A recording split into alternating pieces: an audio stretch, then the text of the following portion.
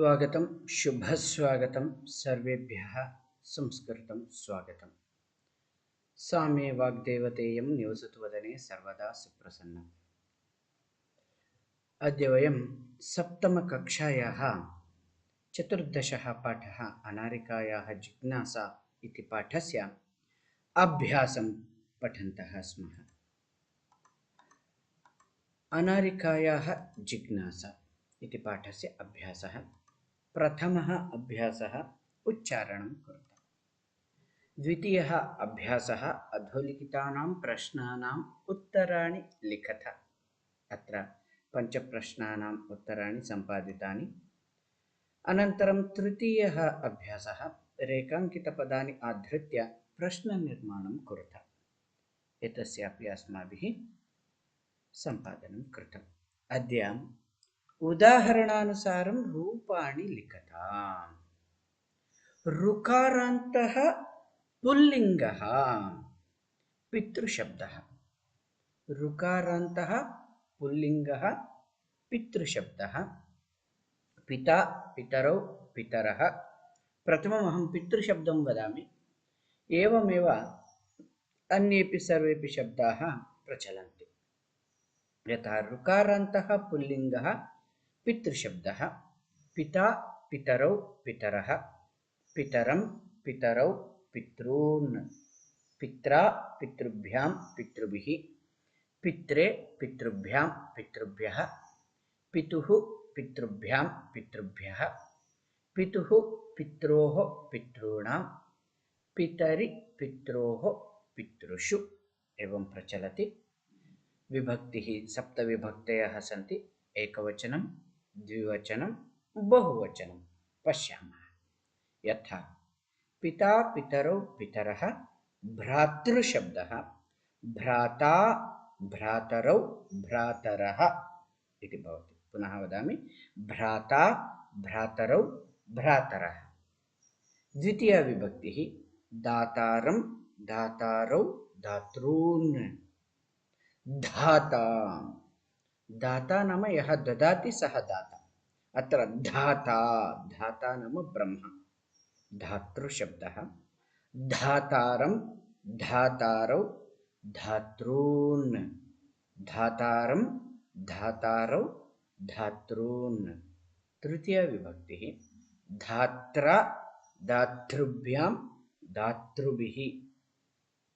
कर्तृशब्दस्य तृतीया विभक्तिः कर्त्रा कर्तृभ्यां कर्तृभिः। कर्त्रा कर्तृभ्यां कर्तृभिः। एवमेव चतुर्थी विभक्तिः नेतृशब्दः। नेता नेतारौ नेतारः। नेतारं नेतारौ नेतॄन्। नेत्रा नेतृभ्यां नेतृभिः। नेत्रे नेत्रे नाम नयने इति नास्ति। नेत्रे चतुर्थी विभक्तिः। नेत्रे नेतृभ्यां नेतृभ्यः। विधातृ विधाता नाम ब्रह्म। विधात्रे विधातृभ्यां विधातृभ्यः। विधात्रे विधातृभ्यां विधातृभ्यः। पंचमी विभक्तिः कर्तुः कर्तृभ्यां कर्तृभ्यः। हर्तृ हरति इति हर्तृ। हर्तुः हर्तृभ्यां हर्तृभ्यः। हर्तुः हर्तृभ्यां हर्तृभ्यः। षष्ठी विभक्तिः पितुः पित्रोः पितॄणां। पितुः पित्रोः पितॄणां। भ्रातृशब्दस्य भ्रातुः भ्रात्रोः भ्रातॄणां। भ्रातुः भ्रात्रोः भ्रातॄणां। सप्तमी विभक्तिः सविता। सविता नाम सूर्यः। सवितरि सवित्रोः सवितृषु। सवितरि सवित्रोः सवितृषु। अभिनेतृ शब्दः। अभिनेतरि अभिनेत्रोः अभिनेतृषु। अभिनेतरि अभिनेत्रोः अभिनेतृषु इति भवति। संबोधनं हे जामातः हे जामातारौ हे जामातारः। जामाता नाम सनिन्ला। एवं हे नप्तः, हे नप्तरौ, हे नप्तारः, हे नप्तः, हे नप्तारौ, हे नप्तारः। एवं शब्दः प्रचलति। अनन्तराभ्यासः। कोष्टकेभ्यः समुचितानि पदानि चित्वा रिक्तस्थानानि पूरयत। अहं प्रातः डैश सह भ्रमणाय गच्छामि। यत्र सः इति शब्दः भवति तत्र तृतीया विभक्तिः। पितृशब्दस्य तृतीया विभक्तिः पित्रा। अहं प्रातः पित्रा सह भ्रमणाय गच्छामि। बाला आपणात् डैश फलानि आनयति। बाला कस्मै आनयति? भ्रात्रे। बाला आपणात् भ्रात्रे फलानि आनयति। She brings fruits for her brother. That's why for, that is चतुर्थी विभक्ति। भाई के लिए। कर्मकराः सेतोः निर्माणस्य डैश भवन्ति। कर्मकराः, कर्मकराः, कर्मकरः कर्ता, कर्मकरौ कर्तारौ, कर्मकराः कर्तारः। कर्मकराः सेतोः निर्माणस्य कर्तारः भवन्ति। अत्र बहुवचनमस्ति खलु। कर्ता, कर्तारौ, कर्तारः, कर्तारम् इति द्वितीया। अत्र प्रथमा विभक्ति बहुवचनं। मम डैश तु एतेषां प्रश्नानाम् उत्तराणि अददात्। My father gave all the answers to these questions. तदानीं कः ददाति? अददात् एकवचनं। पिता अददात्, पितरः अददन्, अपठत्, अपठताम्, अपठन्, अददात्, अददताम्, अददन्, अदन्। तव डैश कुत्र जीविकोपार्जनं कुरुतः? अत्र पश्यन्तु, कुरुतः इति द्विवचनम् अस्ति। करोति, कुरुतः, कुर्वन्ति। कुरुतः, these are all the hints you have to understand. कुरुतः is in द्विवचन, that's why भ्रातरौ। भ्राता करोति, भ्रातरौ कुरुतः, भ्रातरः कुर्वन्ति इति भवति।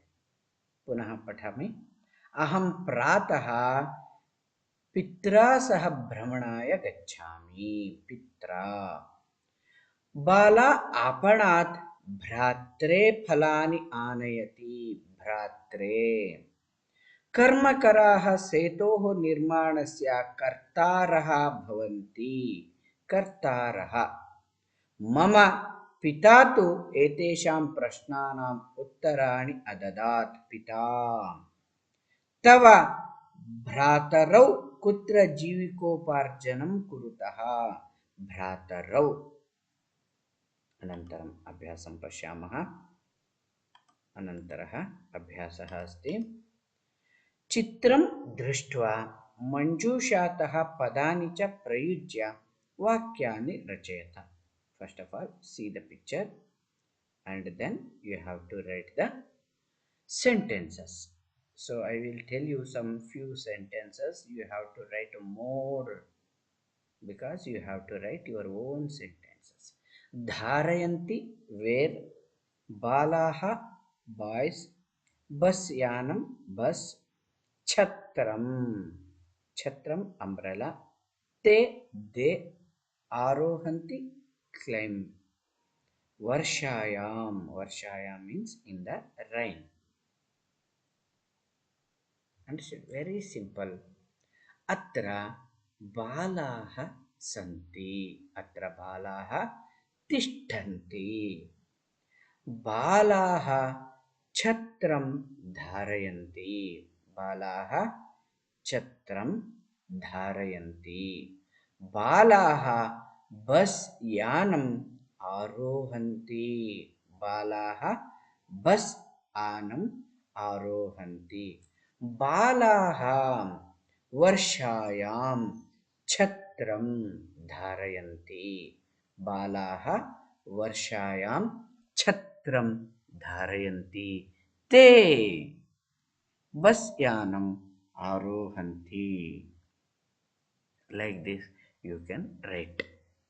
You can also write bus यानस्य वर्णः पीतः हरितः च अस्ति बस् याने चालकः निर्वाहकः च स्तः एवं छत्रस्य वर्णः नीलवर्णः रक्तवर्णः पीतवर्णः च अस्ति बालाः समवस्त्रं धारयन्ति बालाः समवस्त्रं धारयन्ति इत्यादीनि वाक्यानि भवन्तः लिखितुम् अर्हन्ति अनन्तर अभ्यासः अस्ति अन्तिमाभ्यासः अधोलिखितानि पदानि आधृत्य वाक्यानि रचयत so with the help of these words you have to frame the sentence first of all प्रश्नाः प्रश्नः प्रश्नौ प्रश्नाः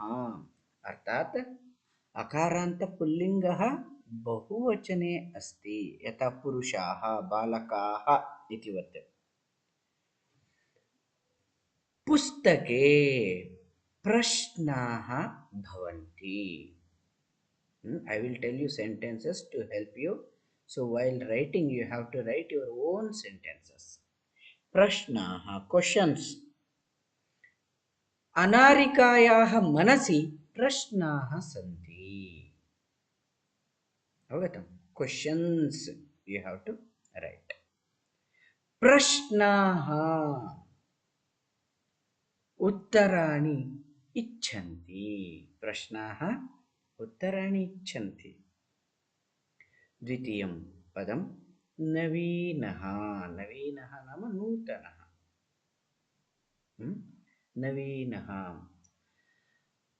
अस्माकं कक्षायां नवीनः बालकः अस्ति नवीनः बालकः अस्ति एषः मम नवीनः स्यूतः एषः मम नवीनः स्यूतः उपरि नवीनः दण्डदीपः अस्ति so Navina is a akaranta pullinga word so it should be adjective for the pullinga word only that you have to know नवीनः नवीनः सुधाखण्डः अध्यापकस्य हस्ते नवीनः सुधाखण्डः अस्ति अस्तु तृतीयं पदं प्रातः अहं प्रातः ईश्वरं नमामि छात्राः सैनिकविद्यालये प्रातः व्यायामं कुर्वन्ति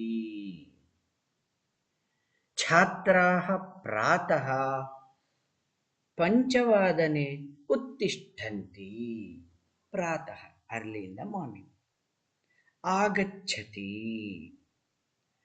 आगच्छति मीन्स कम्स मम पिता अद्य आगच्छति पश्यतु प्राचार्यः आगच्छति आगच्छति अवगतम् आगच्छति मीन्स कम्स एवं प्रसन्नः अहं प्रसन्नः अस्मि प्रसन्नः मीन्स हैप्पी बालकः प्रसन्नः अस्ति बालकः पुरस्कारं प्राप्य प्रसन्नः भवति बालकाः लड्डुकं खादित्वा बालकः लड्डुकं खादित्वा प्रसन्नः भवति प्राचार्यः अद्य प्रसन्नः अस्ति एवं अध्यापकः अद्य प्रसन्नः अस्ति एवं भवन्तः वाक्यानि लिखितुं शक्नुवन्ति प्रसन्नः इति पुल्लिङ्गे अस्ति तस्मात् पुल्लिङ्गशब्दस्यैव प्रयोगः करणीयः अवगतम् एवं चतुर्दशपाठस्य अनारिकायाः जिज्ञासा इति पाठस्य अभ्यासः एवं समाप्तः भवति। भवतु शुभदिनं, भवतु अनुदिनं। धन्यवादाः।